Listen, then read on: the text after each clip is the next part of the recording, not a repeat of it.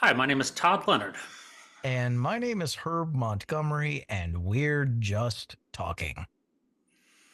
Thank you for taking a moment to click the like button, to subscribe to our broadcast if you haven't done so yet, and if you'd like to get notifications of when a new episode drops, if you'll click that bell icon. Thank you very So, much.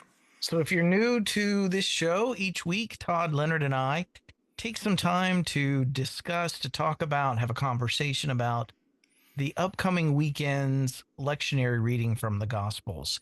And our goal is to talk about those passages in the context of love and inclusion and social justice.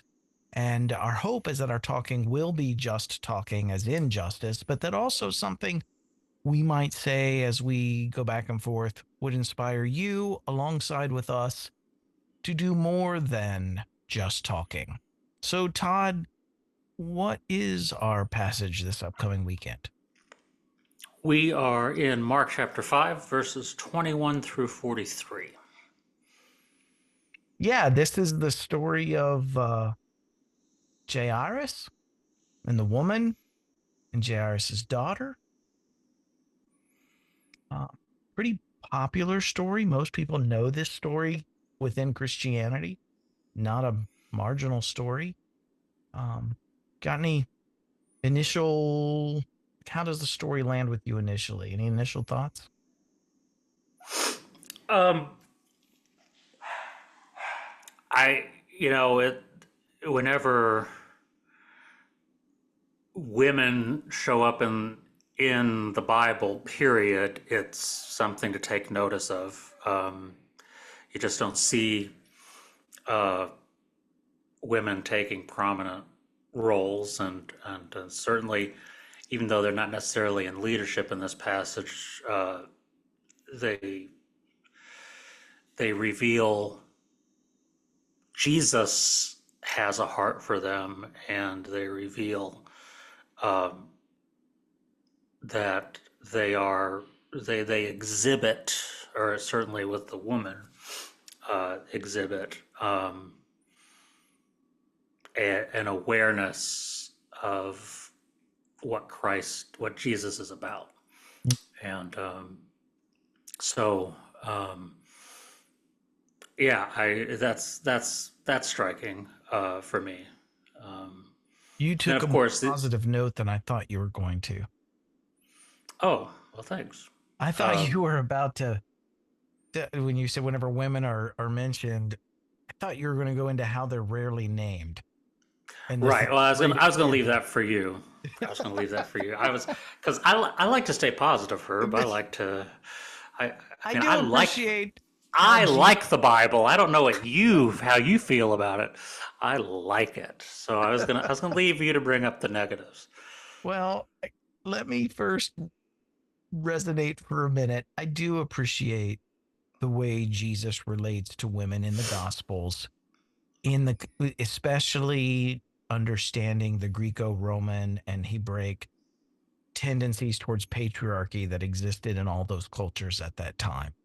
I think it's a testament to his mother Mary, in his how he was raised, that he relates to women even in the way that he does in the stories. Um, but again, I think the patriarchy raises its ugly head, at least in the authorship of this story, in the writing of the story. I think it's unfortunate that all of us get to know the man's name. We don't know him as just a synagogue leader. We know him Mm-hmm. as Jairus, who is the synagogue leader. But we're never given the name of the woman, and we're never given the name of Jairus's daughter. It's just this woman who touched Jesus, or as some preachers or commentators name her as with the issue of blood. Um, Mm-hmm. or the little girl. She's just the little girl. I Yeah. do a weekly Zoom with a group of people from all over the country on Wednesday nights, and this past Wednesday, they said, when we talk about that story next week, let's name her. Let's come up with a name for her. So Yeah. they were feeling it. But But yeah, I think it's unfortunate. We get Jairus' name. What was this lady's name? So anyway. Yeah, no, it, unfortunately, it reflects the whole understanding of any any any information or storyline that has a woman in it is only its only importance is how it relates to the men in the story, and it's just so this is something that shows. Oh, look, Jairus had enough trust in Jesus that he Mhm. invited Jesus to come to his house, and oh, that this and this shows Jesus' ability to heal, or this shows that Jesus cares about those who suffer and has the ability to raise the dead. The people the women that he helps are incidental to what we're trying to show here, and I mean and that's honestly true. I mean that's the purpose of this passage is to show more of Jesus' purpose and what he was doing, um, and so in reality, if anything, you could take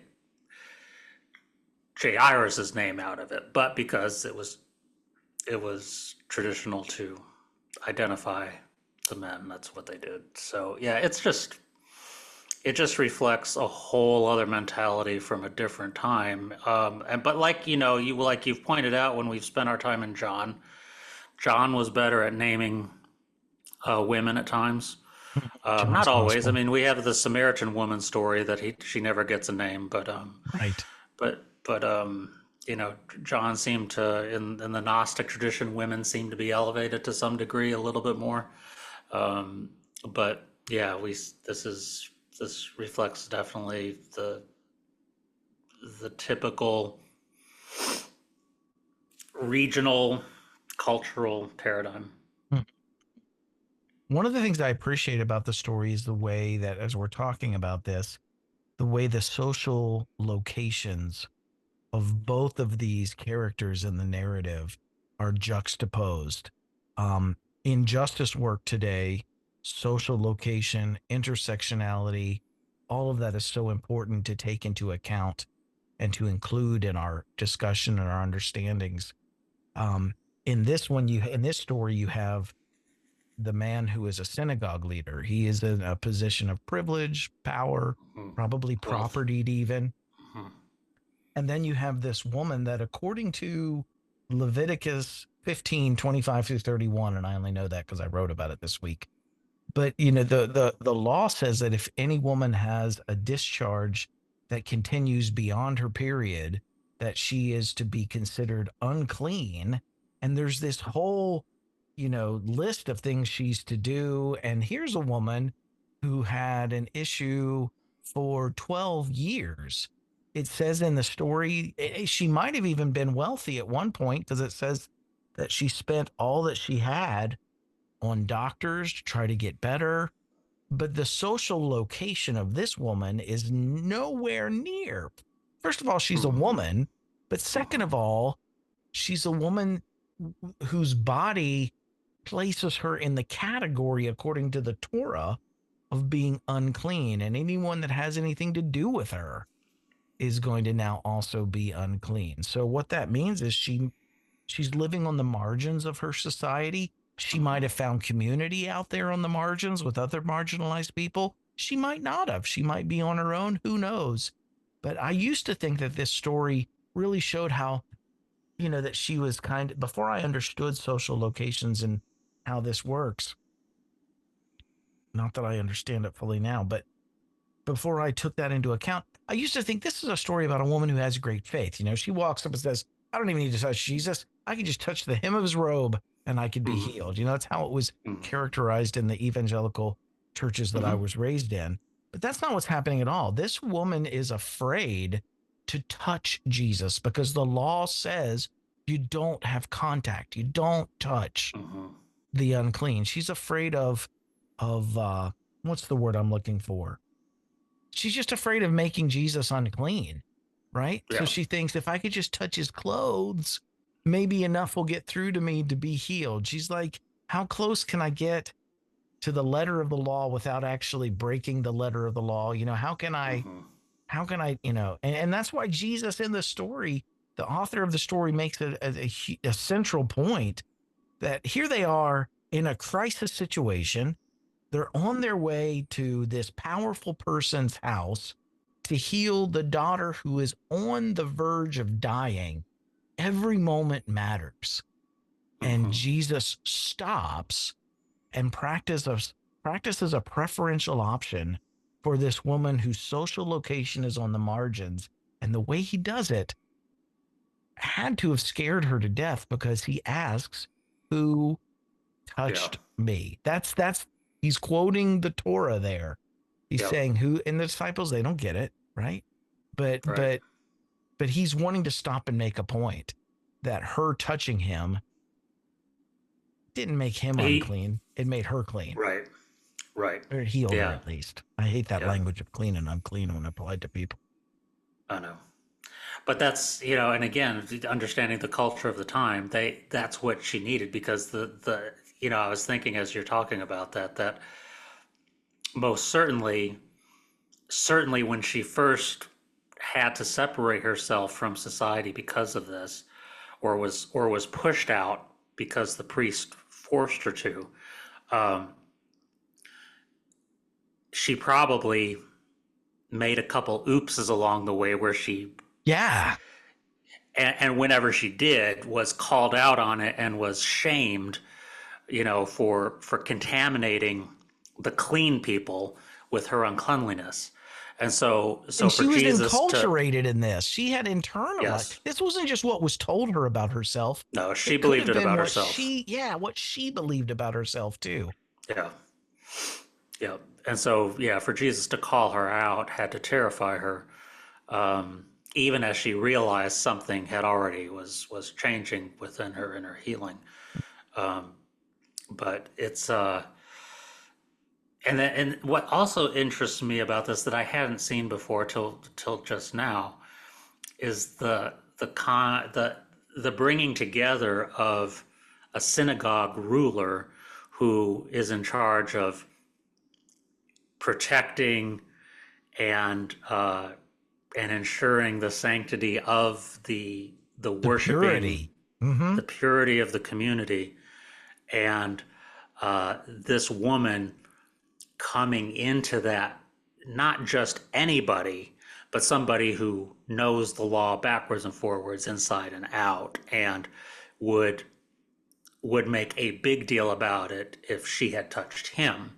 Mm-hmm. Um, and and so for in the presence of the synagogue ruler, Jesus reveals that in fact something complete 180-degree different has just taken place, and he, as a synagogue ruler, has to take into account. Of course, he's focused on his daughter dying, but he has to take into account at the same time that something completely different than all the rules and all the structures and everything that had been set up in society. Jesus was undermining it with what he was doing. And it even and it on top of that, there's also this other layer that the story, it looks like it's going to affirm the societal assumption that is too often made that if we stop and practice a preferential option for the marginalized, for those whom society deems as less than, Hmm. there won't be enough for everyone. So Jesus halts the crowd. He takes Hmm. time to address the woman, right? And Hmm. what happens? One of the synagogue leader's servants runs in and says, "You don't need to bother Jesus anymore. It's too late. Yeah. Your daughter has died. Yeah. It's done. You took too long, Jesus. Yeah. You Yeah. took too long. We didn't have time to stop and help the marginalized. This was an Mm. important, powerful Mm. person here who should have Mm. taken priority. But instead, you, Jesus, prioritized this Mm. unclean woman from the edges of our society. And now Mm. look what happened. And so Yeah. it looks like it's going to affirm that fear that we have, that if we Hmm. actually take care of those whom our society marginalizes, then we won't have enough for everybody. You know what I mean? That somebody's going to go with it. We think that justice is like the meme says, the justice is like pie, right? And so if someone else has some, that takes away from the size that I get. Hmm. We assume that life is a zero sum game, and that if someone else gets justice, that means we don't or something.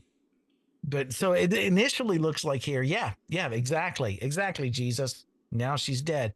And I love how Jesus just looks at Jairus and says, he it's almost like he's singing a Steve Perry Journey song. And he says, don't stop believing. Dude, I just thought of that. Jesus That's is like, great. yeah, Jesus is like, And just as a keep Journey believing. fan, I appreciate that. Yeah, don't stop believing. I can almost hear it in the background starting to play. Hmm. But Maybe yeah, in post production I can bring that yeah, in. Except YouTube will block it because it's a right. copyright song, Yeah, so don't do that. I Don't do that. can't do it. But yeah, I mean, the story takes a hard right here where it's like, yep, she's dead. And Jesus just says, no, story's not over yet. Story's not over yet. Mm. And he ends up bringing her back to life in the story. Hmm. So everybody in the end gets what they need. Yeah.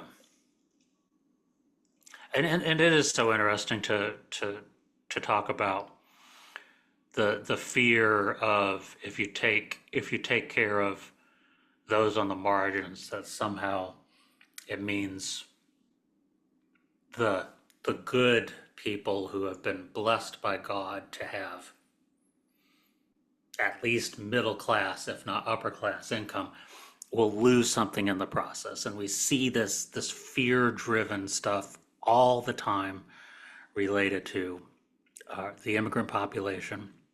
We see it in any discussion about reparations. Mm-hmm. Uh, we see it not in an economic sense, but in a moral sense around if we allow gay people to get married, then somehow that tarnishes Yeah. heterosexual marriage. Um, that yes, that something is always lost when we care. And man, it's so important to understand that we only benefit. We own that it just means more people get to sit at the table. It doesn't mean that you have to kick other people off the table. You just extend the table further. There's a saying that's attributed to Gandhi that every day the earth provides enough for every person's needs, but not every person's greeds. Right. And Yes. so this idea that we have of scarcity, that there's not enough to Hmm. go around. Jesus taught abundance, not in a prosperity gospel sense of what it says, Right.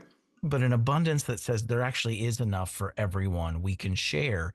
And if we build a society based on equity, I mean, we're all connected. And as MLK used to say, injustice anywhere is a threat to justice everywhere. Hmm. Right. So if we're building a more equitable society, that means equity for you too. That means justice for you too. If we build a world where no one is left out of an equitable Hmm. world, that's not less than for you. That means we all are Right. included in that. It's for everybody.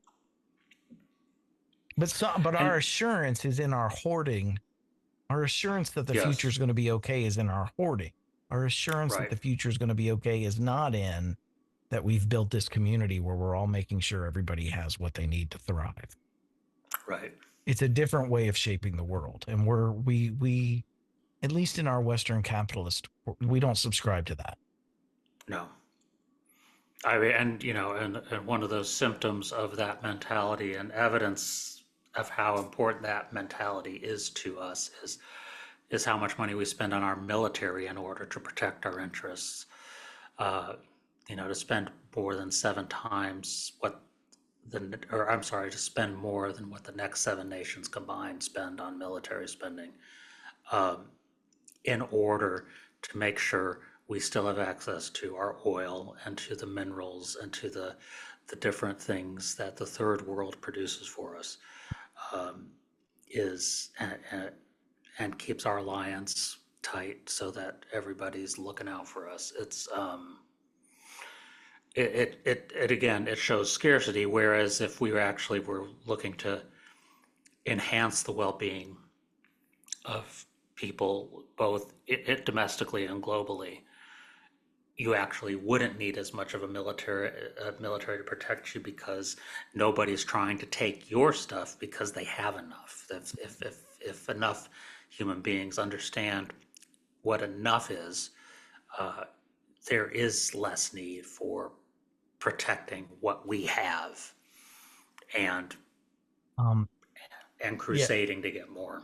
yeah. I think the statistic, and this is an old statistic, so I don't know what it is now, but it used to be that 10% of the United States military budget could end world hunger forever. Yeah. You know what I mean? Yep. And I remember reading Mm-hmm. years ago a book by Marcus Borg and John Dominic Crossan, The First Christmas, where they talk about peace. Peace can be achieved in two different ways. One is you have a big enough military that nobody messes with you, right? That's peace Mm-hmm. through violence, which is basically just a lull between war, right? Right. And the other is peace through distributive justice, making sure everybody has what they need to thrive. And then there's peace. And that's kind of the Hebrew, that is not kind of, that is the vision of peace that's held in the Hebrew prophets, you know, that Mm-hmm. everybody will have their own vineyard, everybody have their own fig tree to sit under. They'll sit there in safety and no one will make them afraid. Everybody has this Micah 4. Everybody has enough to thrive there. And so there's two ways of achieving peace. Mm. The Roman Empire chose that first option of violence and Right. military, right, to bring peace. Jesus preached peace through distributive justice. And America today our society chooses the Roman way, you know, peace through Mm-hmm. military might. Yep. Be the biggest bully on the hill so that nobody can, is nobody, everybody's afraid to mess with you. That's right. But yeah, well, I don't know how we got there. I hadn't planned on talking about all that. How do we get We from got there the, just talking about the how oh, that's the right, uh, equity.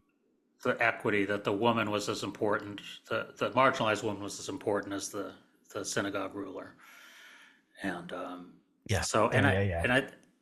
and I think, and one thing we want to come back to, Herb, I know that you want to mention, is how where we find the story following last week's book cover Mhm. of the walking on the water, The and storms and the or, I'm seas, sorry, yeah, the not the walking waves. on the water. That'll be the end story. The first story is the Jesus calming the storm. Um, Yeah. and so this follows that as we're trying to understand what Jesus is doing in the world. Yeah, I think, I mean, when we talk about that, Jesus is passing from into a non-Jewish territory, at least a more Hellenistic adjacent territory. The disciples have, yeah, the disciples, when they get in the boat there, they know, and some of them are fishermen. They know that storms on that sea can come up in a split second, and they're quite um common, right? Mm-hmm. So here, Jesus up to that point has been creating waves and winds and pushback from the things Mm-hmm. he's been doing. Now he says we're going to go over to Gentile territory and we're going to do it by getting in a boat and going over this lake. They're like, you know what? If we do this, we're going to have more winds and we're going to have more waves and, you know, there's going to be more, you know. So I think that's the first thing to understand is that they chose to get in the boat anyways with Jesus, Mm. right? But then we get over here and the very first story we bump into is this. Well, that's not true. The very first story we bump into is the demoniac, you know, in the Legion Right. story. And then we Right. have this story, which is the synagogue leader. And I like, actually, one of the things we've not talked about yet this week, I like what Rita Nakashima Brock does with this story about the little girl. And she's a feminist Christian scholar, in her book, Journeys by Heart, on page 83. She says both females, the woman and the little girl, both females are afflicted with crises associated with the status of women in the Greco-Roman and Hebraic society. And what she's talking about, here's this woman who's had for 12 years an issue of blood. Here's this little girl who, for those same 12 years, has been treated like a child. But now she's stepping into maturity. She's maturing, and she's going to step into this world where her body is going to start placing her, at least in a monthly state, in that society of being unclean. And she's going to now start being related to, not as a child, but as a woman, and all of the patriarchal stuff that comes with that.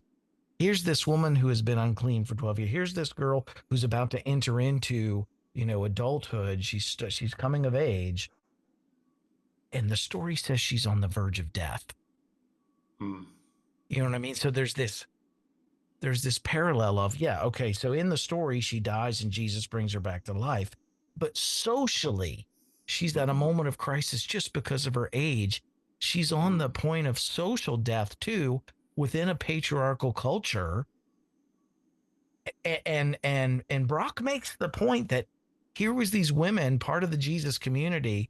They saw, if the juxtaposition of the woman and Jairus causes us to practice a preferential option for those on the edges of our society in general, the juxtaposition of the woman and the little girl who have this 12 years in common, that teaches us to reject the preferential treatment that too often accompanies patriarchy, that too often is practiced within patriarchy. The people that wrote this story saw Jesus not just as bringing this little girl back to life, but the way Jesus had brought them back to life in a life-giving way within a patriarchal culture through his egalitarian treatment of women and the way he said people should be treated. So I think there's a powerful point here, and I'm indebted to feminist Christian scholars who have brought it out, that this connecting this woman with this little girl in this story, the woman, it would have been enough to say, to look at the contrast of the woman and Jairus. But the way that this woman is also connected by that 12 years to this little girl is saying, this is not an isolated situation. This, in a sense, is what all women in that culture were going through. And Jesus says to her, what are the words? Daughter. What's that? Yeah, little girl. Little girl, get up. I say to you, get up.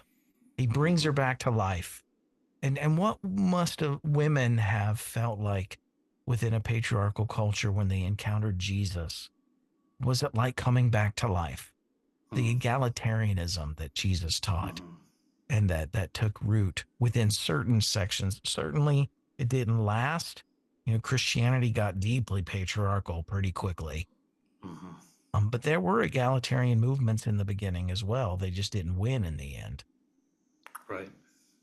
So I mean, so there's a lot here to unpack with that too, with the fact that there's a metaphor here in this story of this little girl that she's on the verge of death. Well, what does that mean? She's 12 years old. Here's a woman who's had an issue of blood for 12 years. What does that mean that Jesus halts that process and brings her life? So yeah, lot to chew on. Yeah. I think of faith traditions today, or denominations. I think of the Southern Baptist Church. I think of the faith tradition that I grew up in, and how, those churches that say only men can either be priests or pastors or ordained or whatever that is the preferential treatment that this story is calling us to reject. Yes. When we treat men as inherently superior just based on their gender. Right. Then what we're doing is a kind of death to those who Yes. aren't that gender within our communities.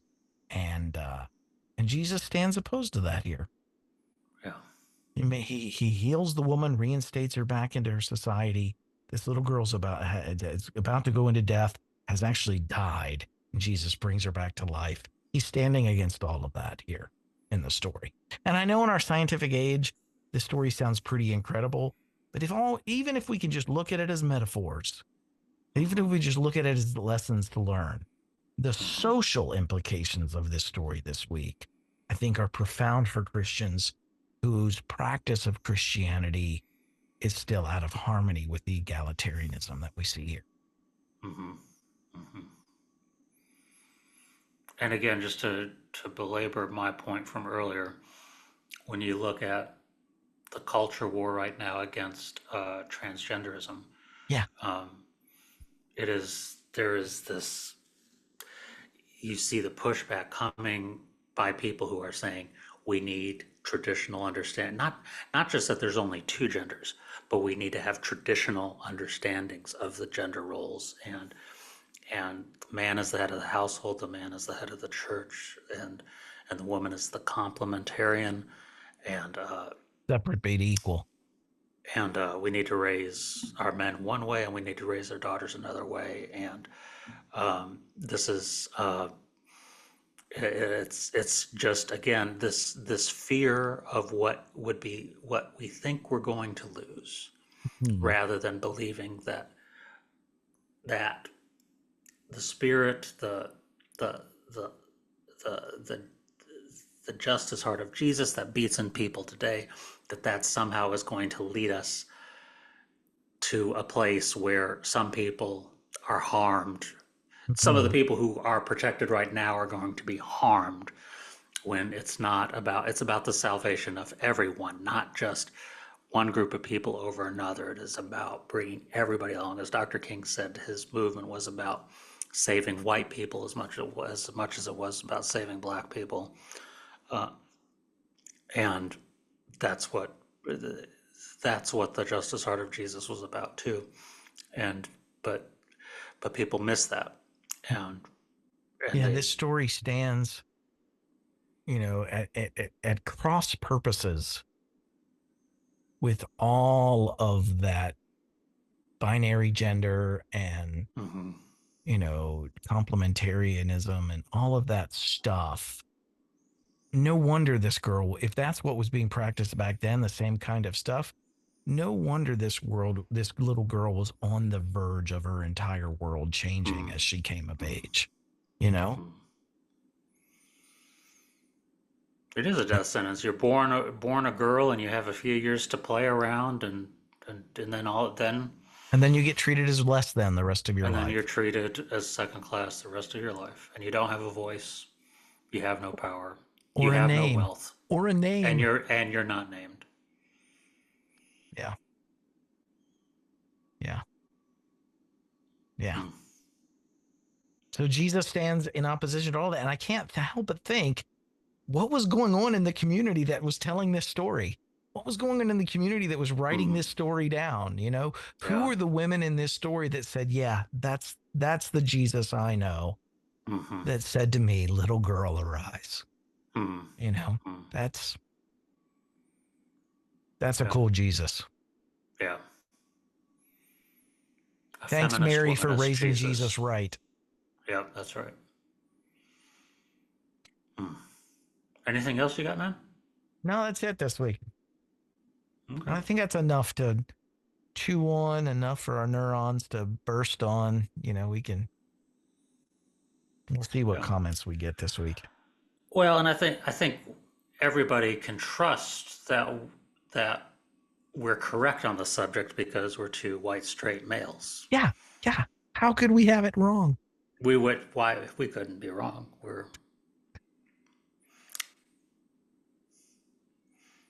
Let me just say thank you to everyone out there. Oh, we're moving on. Okay. Yes, please. Thank you everyone out there who supports Renewed Heart Ministries work. If you'd like to join them in supporting Renewed Heart Ministries work, you can do so by going to renewedheartministries.com and clicking donate. And you can check out all the free resources that are renewedheartministries.com. And thank you for watching this show from two white, straight, cisgender men who Todd says can't be wrong. Well, because our hearts beat for the ladies, and so we I'm so uncomfortable right now. we. I'm just so uncomfortable There's right just now. there's no way to save this. It's I'm so just so uncomfortable. it's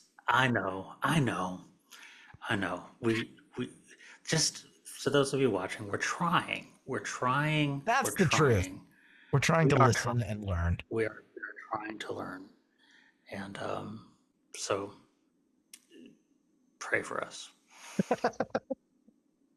Thanks, Todd. How's that foot taste?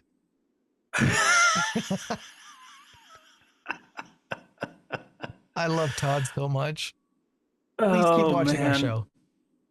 Oh, I mean, oh, there's more I could say about that comment, but with that, I am going to say thank you to those of you who still watch us. We are grateful. And tell your friends what a great show this is. Um, we hope you have a good week, and we will see you soon. Thanks for watching, everyone.